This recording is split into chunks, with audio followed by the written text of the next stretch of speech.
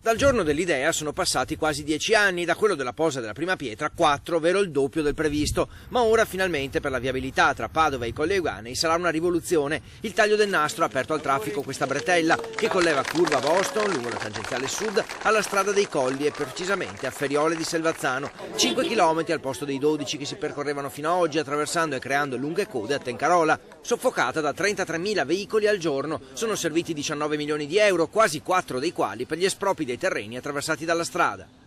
Ho avuto problemi con l'impresa è fallita, il passaggio di mano, il tentativo di non doverla ribandire, insomma sono tutte quelle condizioni che rendono complicato soprattutto di questi tempi le opere pubbliche, però insomma l'importante è essere arrivati in porto e dimenticheremo immediatamente tutte le sofferenze fino al giorno prima. Un'opera fortemente voluta dal territorio, l'accordo di programma fra i comuni e la provincia risale ancora al 2004, il progetto definitivo è di quel tempo, per cui davvero un'opera sofferta, fondamentale perché cambia la vita e la qualità della vita dei padovani a Brusegana, ma a Selvazzano di Tencarola e Selvazzano Centro.